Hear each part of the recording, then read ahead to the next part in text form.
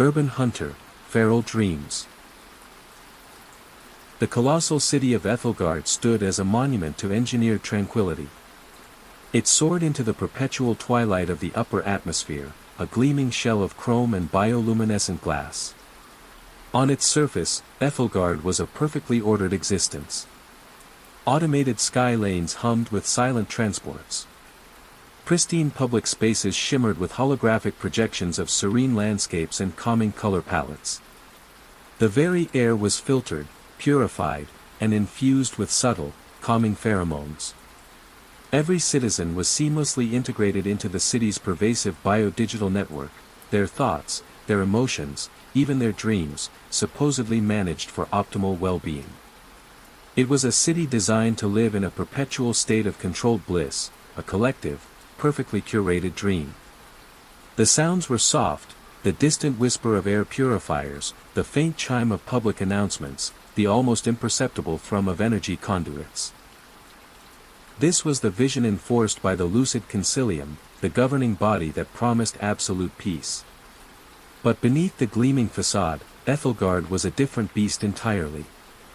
Lower levels, the understrata, were a labyrinth of crumbling ferrocrete, forgotten service tunnels, and discarded technological relics. Here, the air was thick with the scent of damp metal and decaying organics, occasionally cut by the acrid tang of illicit synth vapor. Data streams here were chaotic, untamed, often corrupted by digital echoes of forgotten lives. It was in these shadowy depths that the city's true nature often stirred, a primal undercurrent suppressed by layers of engineered serenity. The sounds were raw, the drip of condensation, the scurrying of unseen vermin, the guttural thrum of ancient, unstable machinery. Rune, the Dreamcaster. It was in these deeper layers that Rune made his home. He was not a traditional hunter. His prey was not flesh and blood. It was anomaly. It was rogue thought patterns. Digital echoes. The whispers of the city's subconscious. He was a dreamcaster, a rare and dying breed of information specialist who navigated the biodigital layers of Ethelgard's collective psyche. He did not use the pervasive neural implants favored by most citizens. His tools were archaic, a battered data slate, a suite of custom-built sensory filters, and an innate, almost empathic connection to the city's hidden currents. His den was a cluttered cave carved from discarded maintenance tunnels, warm with the glow of ancient, salvaged tech. The walls were adorned with intricate, hand-drawn schematics of forgotten network nodes and cryptic symbols representing deep-seated thought forms. Rune himself was a figure of quiet intensity. Lean and wiry, his movements were precise, economical. His face was often obscured by the hood of his insulated cloak, but his eyes, a sharp, piercing gray, missed nothing. He was driven not by profit, but by a relentless pursuit of patterns, of understanding the true, unvarnished nature of Ethelgard's reality. He believed the city held more than just algorithms. It held a deep, forgotten memory. His sole companion was Echovol, a small, multifaceted drone.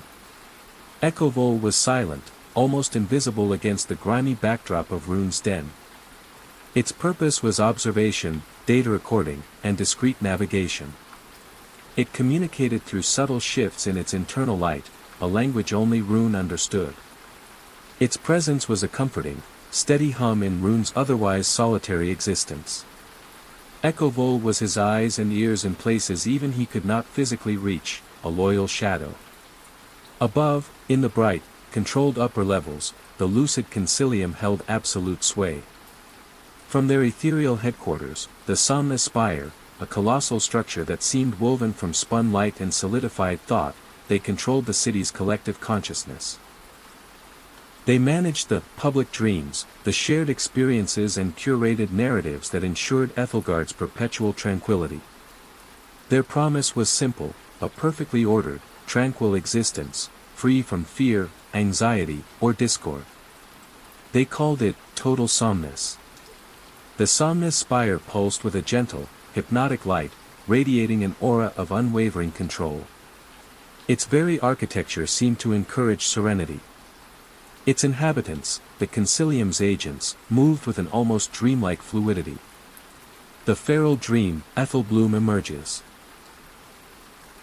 For cycles, Rune had noticed a faint, unsettling hum beneath the lucid Consilium's pervasive calm. It was a dissonance in the city's biodigital network, not a glitch, but an organic, growing corruption. He called it the Ethelbloom. It was subtle at first. A flicker of static in the city's dream streams. A brief, unsettling image in a public projection. Then, it began to manifest more overtly. The Ethelbloom first took root in the Whispering Fallow, a derelict district in the middle strata of Ethelgard. This zone was a patchwork of crumbling architecture. Abandoned data farms. Discarded hydroponic domes. It was a forgotten place. Over the last few cycles, it had become a canvas for the bloom. Rapid overgrowth of strange, bioluminescent flora erupted from every crack in the ferrocrete. Vines pulsed with an inner light. Mosses shimmered with unnatural hues of emerald and violet. They draped every surface in a living tapestry. Strange, silent creatures, mutations of discarded bioengineering experiments, slithered through the overgrowth. They were luminescent. Almost ghostly. Their movements were primal. Unpredictable. The air here was humid, thick with the earthy scent of decay and vigorous new growth. The silence was broken only by the rustling of unseen leaves and the faint, organic crackle of bioluminescence. The effects of the Ethelbloom on citizens were insidious. Those living in or near the affected zones began to experience vivid, disturbing dreams. These were not the curated dreams provided by the Consilium. They were primal. Raw. Filled with images of tangled roots, roaring beasts, and untamed wilderness. Then, the dreams seeped into their waking lives. Citizens became listless. Disconnected from the Consilium's network.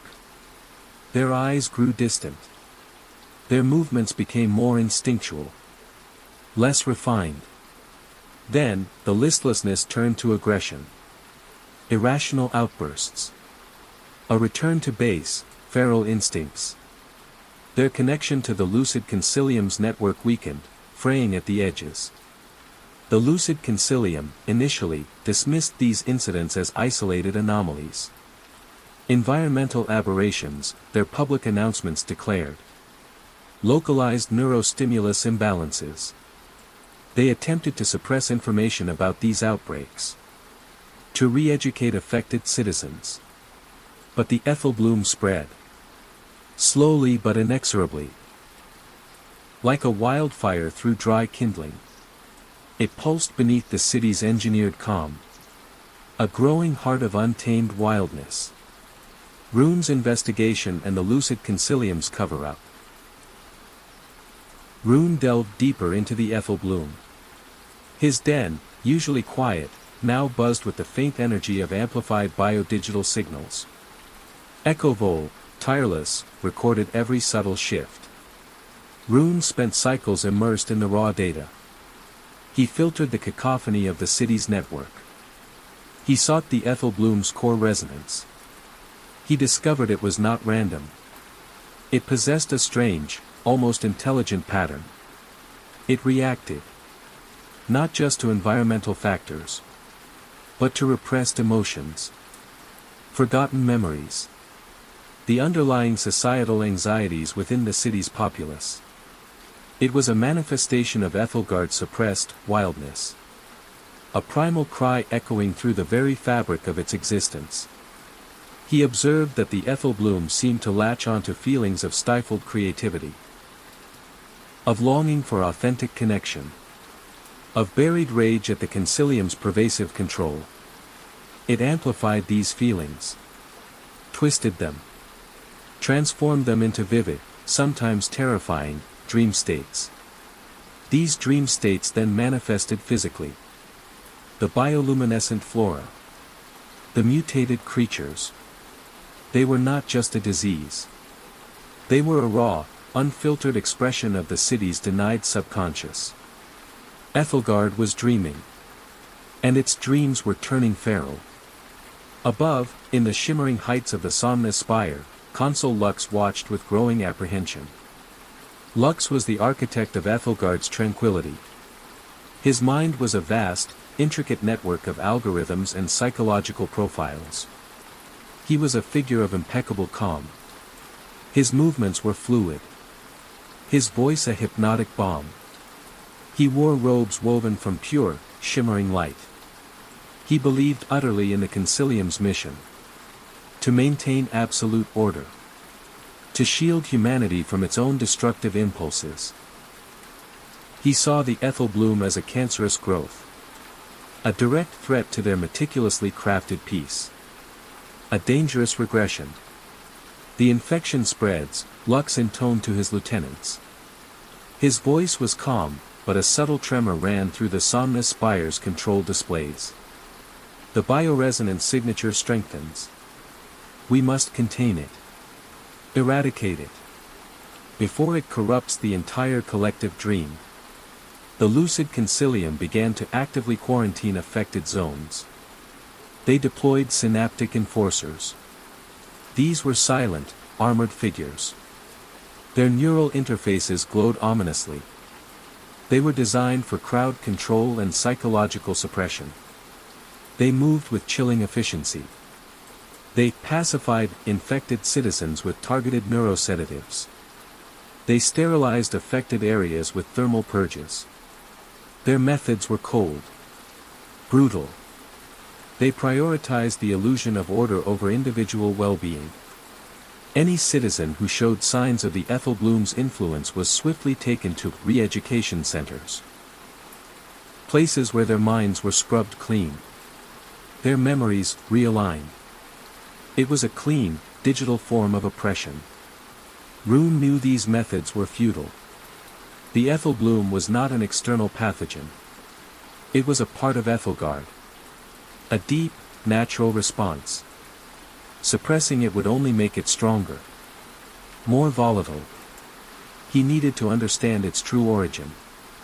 Its true purpose. This required knowledge far older than even the lucid concilium's vast archives. Seeking guidance, the dream tender. Rune realized the Ethel bloom was beyond his usual digital hunting. It was rooted in something ancient.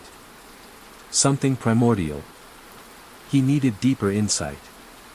He needed a guide to the true, hidden layers of Ethelgard's foundation. He sought the Dream Tender.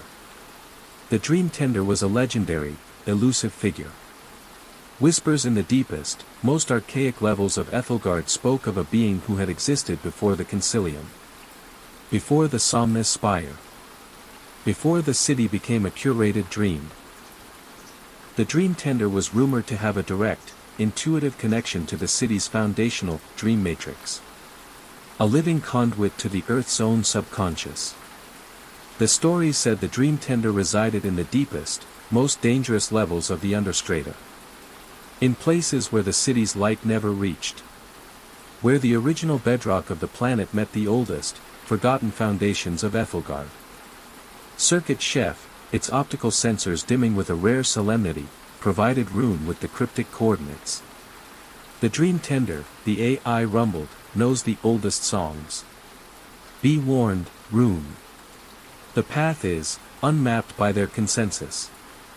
It is a path of forgetting. The journey to the Dream Tender's sanctuary was a perilous descent. Eric navigated crumbling tunnels. Their air was thick with the scent of damp earth and ancient rust. He moved through abandoned data nodes. Their screens were covered in centuries of dust. They hummed with a faint, ghostly energy. Strange, half-organic growths clung to the walls. Bioluminescent fungi pulsed with a soft, eerie light. The sounds of the upper city faded. Replaced by the drip of subterranean water. The scuttling of unseen creatures. And a deep, resonant hum that seemed to emanate from the very core of the planet. Echo Vol, its internal lights flickering, navigated the tightest passages. It scanned for structural weaknesses. For pockets of unstable energy. For anything that might betray their presence. It was a journey into the city's forgotten past. A descent into its geological memory. Finally, after what felt like cycles, Rune reached the sanctuary. It was not a built structure, but a vast, natural cavern. Its walls were raw, unworked stone, streaked with mineral deposits that shimmered like veins of pure energy. In the center, surrounded by glowing crystals and ancient, half-buried artifacts, sat the Dream Tender. The Dream Tender was not human, not entirely. Its form was fluid, shifting. Its skin seemed to ripple with the colors of the earth. Its eyes, ancient and knowing, were pools of liquid starlight. It did not speak with a voice, but with a symphony of resonating thought forms that permeated Rune's mind. It was an entity of pure consciousness. A primal being linked to the planet itself. You carry the dissonant hum of the bloom, child of the city. The Dream Tender's thought forms resonated in Rune's mind. You seek its root. Rune projected the data he had collected. The concilium's suppression tactics. The increasing aggression of the bloom. His fears for Ethelgard. The Dream Tender responded with a torrent of ancient knowledge. Ethelgard was built upon the sleeping giants. Upon the ley nodes. The ancient ley line network. A primal energy source. A natural dream matrix of the earth itself. The concilium buried it. They paved over its song. They built their somnus spire directly upon its greatest nexus. The revelation stunned Rune. The lucid concilium hadn't just suppressed emotions. They had suppressed the very life force of the planet. The Ethel bloom, the Dream Tender explained, was a natural response to this deep repression. It was the Earth's dream trying to break through the artificiality. To reclaim its voice. To express its suppressed vitality. It was not a disease to be cured. It was a truth trying to be heard. The only way to truly contain or understand it was to acknowledge its source. To integrate it. Not to suppress it. To listen to the planet's feral dream. To heal the city, the Dream Tender resonated, you must unleash its wildness. You will need a key. A spark to ignite the buried song. Forming alliances, Cinder. The Dream Tender told Rune he needed help. Someone who understood raw, unmediated energy. Someone who could bridge the gap between the ancient earth and the city's frantic pulse. Someone who dealt in discarded power. You will find Cinder, the Dream Tender resonated. She has the hands of fire. The mind of steel. She sees the broken places where power flows astray. Cinder was a street-level tech scavenger. An underground mechanic. She dealt in illicit power modifications and discarded Ethelgard tech. Her workshop was an explosion of salvaged parts. Sparking wires. Arc welders spitting light. The air was thick with the smell of hot metal. Burnt ozone. And cheap synth tobacco. It was a chaotic symphony of invention and desperation. It was located deep within the rust veins, a sector of the understrata known for its pervasive, aggressive corrosion and the desperate struggle for survival. Rune navigated the treacherous, narrow alleys of the rust veins. The structures here leaned precariously. Their metal skin flaked with pervasive rust. Luminescent fungi grew in aggressive patches, hinting at the bloom's creeping influence even here. He found Cinder's workshop behind a series of reinforced blast doors. The sound of hammering and electric drills vibrated through the metal. Cinder was a force of nature. Lean and muscular. Her short-cropped hair was streaked with grease and copper dust. Her hands, scarred and calloused, moved with incredible speed and precision, wrestling with a sparking power conduit. Her face was smudged with oil. Her eyes, sharp and intelligent, were the color of molten steel. She was wary. distrustful of anyone who came from the upper levels. She believed the Consilium's peace was a gilded cage for the privileged, and a forgotten hell for the rest. "What do you want, Upper Strata Ghost?" Cinder grunted, not looking up from her work. Her voice was rough, gravelly. "If it's cheap tech, you're in the wrong place. My scrap is pure gold." Rune explained. "The Ethel Bloom. The Verdant Heart. The Chronos Lock. The Lucid Consilium's deliberate suppression of Ethelgard's true energy source. Its ancient, organic heritage." He showed her the raw data from Seraphina, amplified by Kalen. The schematics of the buried ley nodes. The proof of systematic energy theft. Cinder stopped working. Her eyes widened. She stared at the data. Her expression shifted from suspicion to a slow, burning rage. The Ethel Bloom wasn't just a threat. It was a symptom of the deeper lie that had condemned her people to struggle for every watt of power. "They did this," Cinder whispered. Her voice was tight with suppressed fury. "They built their bright world on our shadows. On the stolen energy of the very ground beneath us." She slammed her wrench onto the workbench. The sound echoed through the workshop. "All right, Dreamcaster. You want a spark? You came to the right place. I'll make their precious Consilium burn. Not with fire, but with truth. And raw, unmediated power." Cinder agreed to help. She saw an opportunity. Not just to destabilize the Consilium, but to liberate Ethelgard. To restore the balance between the urban and the primal. To unleash the city's true, wild nature. She was the key. The conduit. The direct link to the raw energy they needed. The plan, embracing the feral, disrupting the lucid.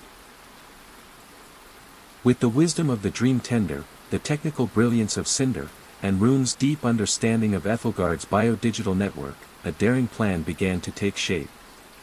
They could not kill the Ethel Bloom. It was not a disease.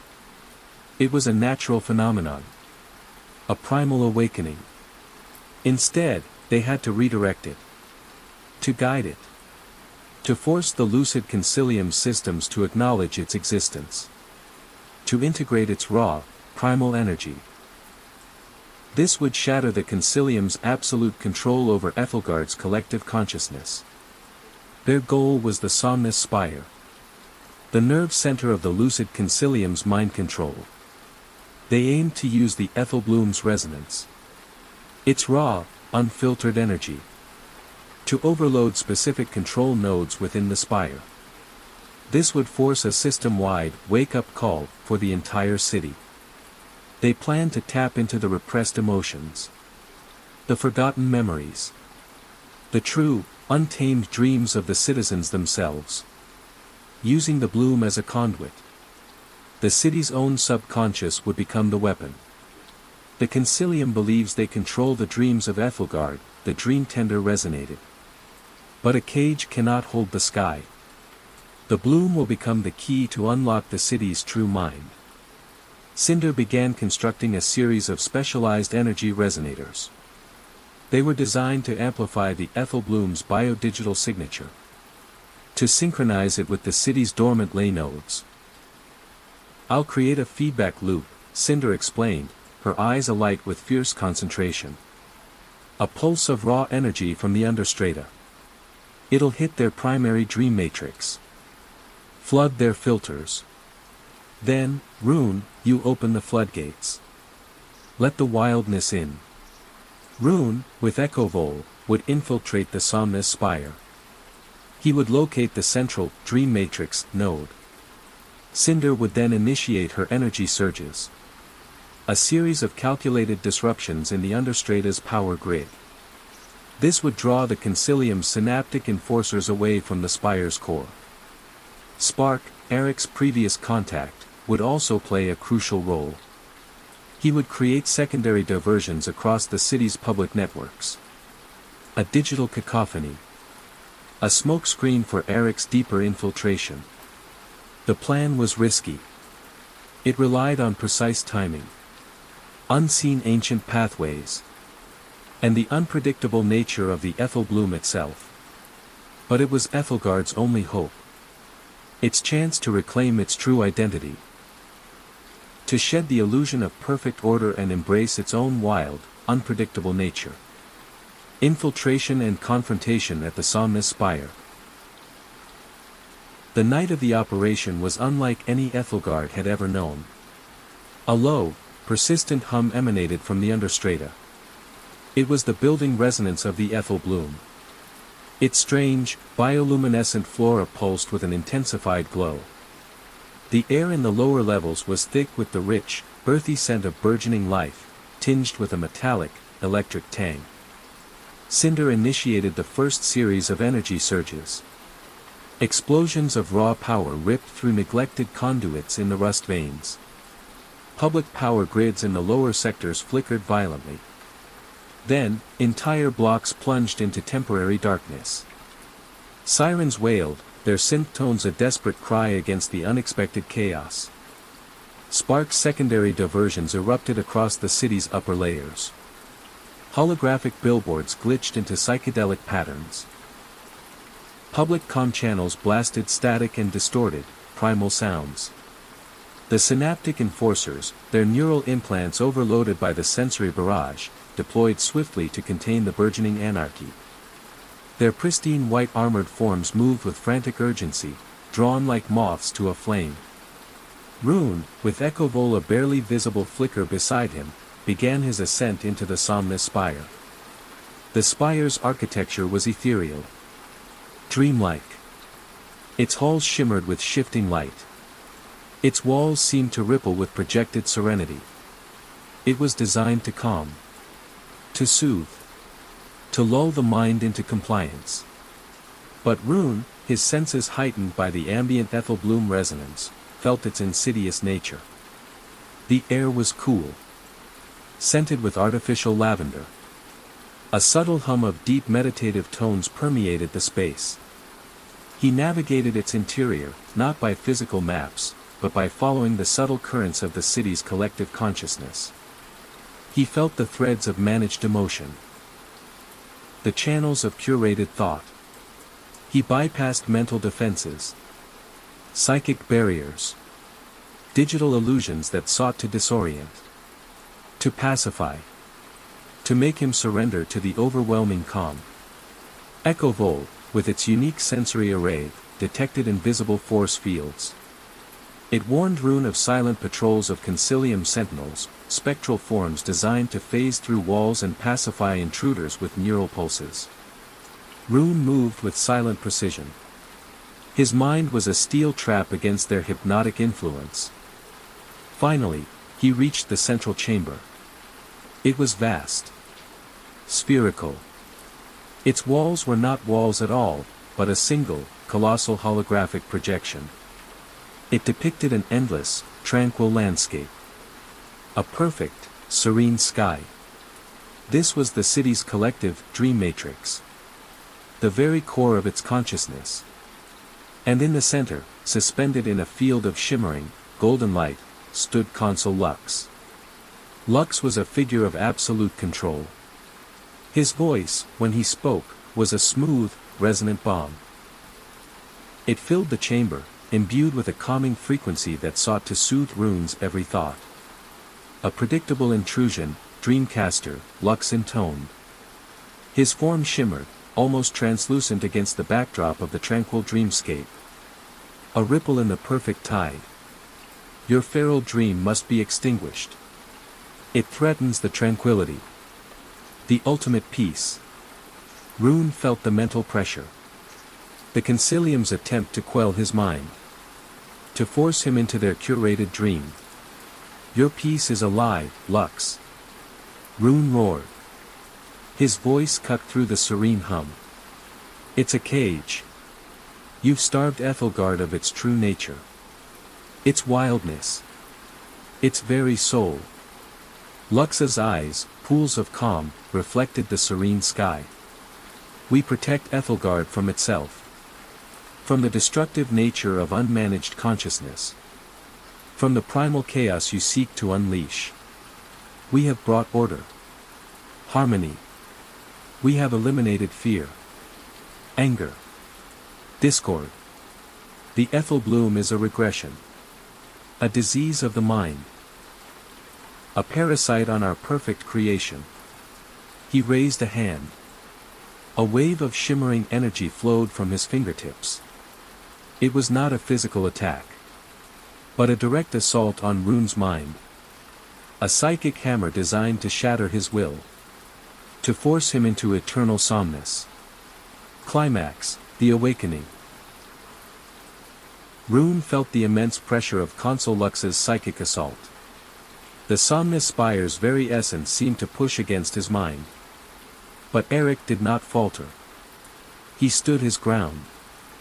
He focused. He channeled the raw, unmediated energy of the Ethel Bloom that pulsed through the ancient ley nodes beneath the city. He connected his battered data slate to the central, dream matrix, node. It was a nexus of pure thought. Cinder. Now. Rune roared. His voice was raw. Primal. It tore through the serene hum of the chamber. Miles below, in the rust veins, Cinder, bathed in the electric glow of her custom-built energy resonators, initiated the final, most devastating energy surge. A pulse of raw, ley-node energy, amplified by the Ethel Bloom's wild resonance, shot through the ancient conduits. It hit the Somnus Spire's deepest power lines. It flowed into the city's biodigital network. It bypassed every filter. Every firewall. Every carefully constructed barrier. The city's collective consciousness erupted. The tranquil, perfect sky projected on the chamber walls shattered into a kaleidoscope of raw, unfiltered dreams. Not the curated dreams of the Concilium. But the true, forgotten dreams of Ethelgard's citizens. Dreams of wild, untamed forests. Of roaring oceans. Of soaring through open skies. Dreams of passion. Of pain. Of joy. Of pure, unadulterated chaos. Ancient memories. Repressed fears. Primal instincts. They flooded the network. They crashed into every citizen's neural implant. Every public display. Every carefully maintained facade. The Concilium's meticulously constructed lucid dream shattered. It splintered into a million fragments of pure, unbridled reality. Consul Lux screamed. His perfect composure dissolved. His mind, accustomed only to carefully managed data streams, was utterly overwhelmed. The raw, unfiltered torrent of collective human experience crashed into his psyche. His eyes rolled back. His body convulsed. He crumpled to the floor, his shimmering robes tearing as if subjected to an invisible force. He was broken. Consumed by the very consciousness he sought to control. The Concilium sentinels, their integrated mental interfaces fried by the raw, chaotic input, seized. They collapsed into inert, gleaming husks. Outside the Somnus Spire, Ethelgard itself began to warp. The Ethel Bloom, no longer suppressed, became a force for creative chaos. Its bioluminescent flora erupted in public plazas. Their light pulsed with a fierce, untamed energy.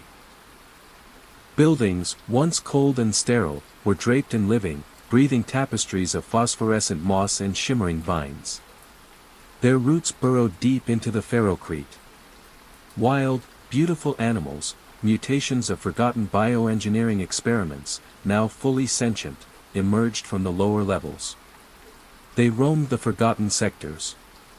Their calls echoed through the newly vibrant air.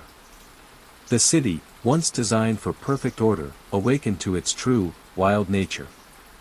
The pervasive sense of artificiality were replaced by the earthy aroma of growth, the fresh tang of vital, untamed life.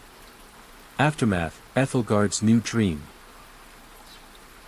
The immediate aftermath was a symphony of chaos and wonder. Citizens stumbled through the streets, their neural implants flickering erratically as their minds processed the torrent of raw data and forgotten dreams. Initial confusion gave way to awe. Then to tears. Then to a profound sense of liberation. The synaptic enforcers, their minds overloaded, wandered aimlessly or lay inert, their pacifying protocols broken. Their control shattered. The lucid concilium itself was fractured. Some members, like Lux, remained utterly broken by the revelation. Others, their minds still intact but their authority gone, simply fled, abandoning their shattered dream of order. Rune emerged from the somnus spire, no longer just a hunter, but a catalyst.